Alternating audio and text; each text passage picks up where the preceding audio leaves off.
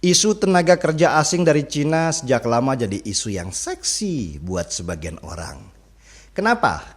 Pertama, karena sejak sebelum kemerdekaan kita pernah punya akar konflik etnis.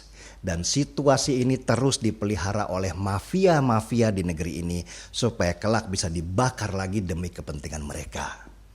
Yang kedua, akibat perang dagang Amerika versus Cina, maka Amerika yang sekarang sedang terpojok menggunakan isu etnis untuk mendapatkan simpati.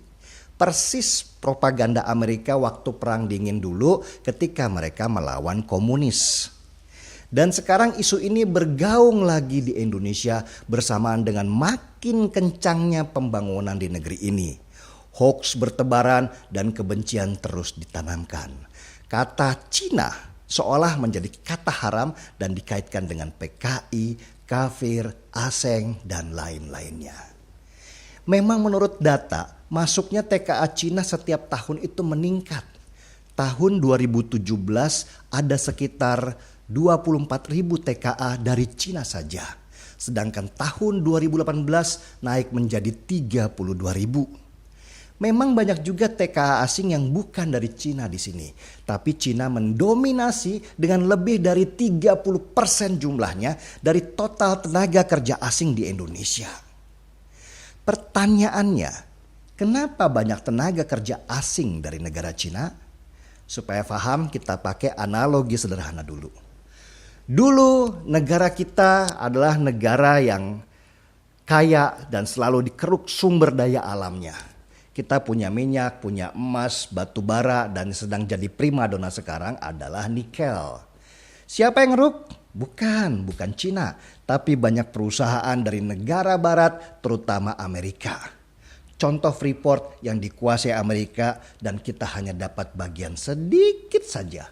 Mineral kita diambil mentah-mentah dan dijual kemana-mana. Yang dapat untung bukan Indonesia, tapi sebagian kecil elit yang jadi kaya raya hanya karena dapat komisinya saja.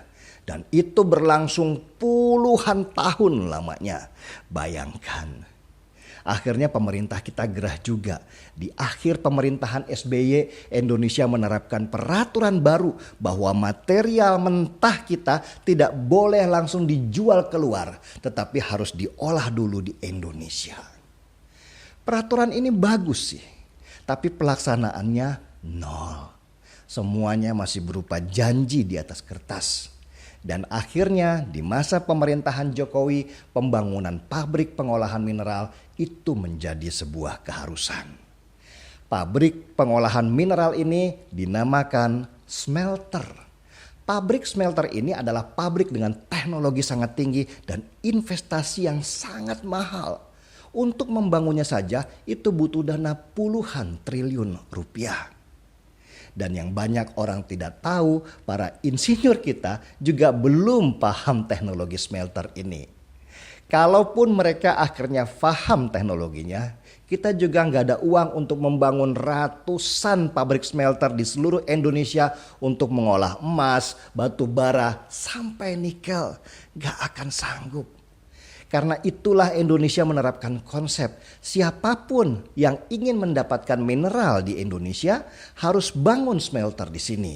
Ini sebuah cara yang cerdik karena dengan begitu kita bisa mengintip teknologi dari negara maju dan kelak kita akan mengadopsinya.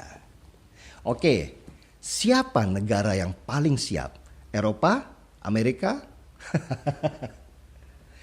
Waktu bulan Januari lalu Indonesia menerapkan larangan ekspor mentah biji nikel, Eropa lah yang paling marah. Mereka biasa dapat barang murah, sekarang mereka disuruh investasi puluhan triliun rupiah di sini. Dan ciri khas Eropa karena mungkin mereka merasa sebagai negara paling beradab, mereka kemudian menggugat Indonesia di Organisasi Perdagangan Dunia atau WTO. Ya begitulah tabiat negara-negara barat.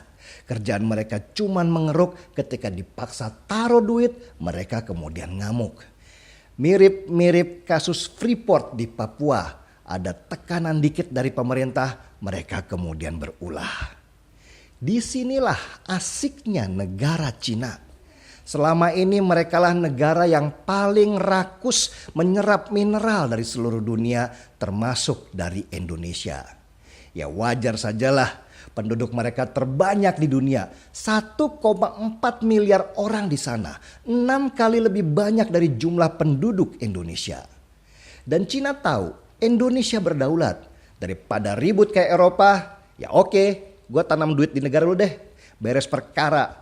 Cina urusannya dagang, gak ngurus politik seperti yang biasa dilakukan negara Eropa dan Amerika yang suka ikut campur kebijakan politik dalam negeri di suatu negara.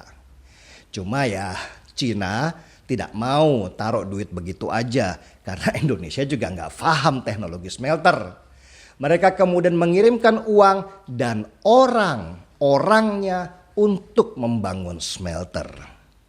Jadi begitulah kenapa TKA Cina paling banyak di sini. Karena mereka juga yang paling banyak bangun smelter. Wajar dong. Kelak ketika pabrik-pabrik smelter yang bernilai puluhan triliun rupiah itu jadi, sudah pasti akan menyerap ratusan ribu tenaga kerja Indonesia untuk mengoperasikannya.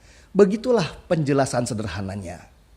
Makanya ketika ada berita 500 TKA dari Cina diributkan dan akhirnya dilarang masuk ke Indonesia karena takut corona, maka yang rugi sebenarnya Indonesia, bukan Cina.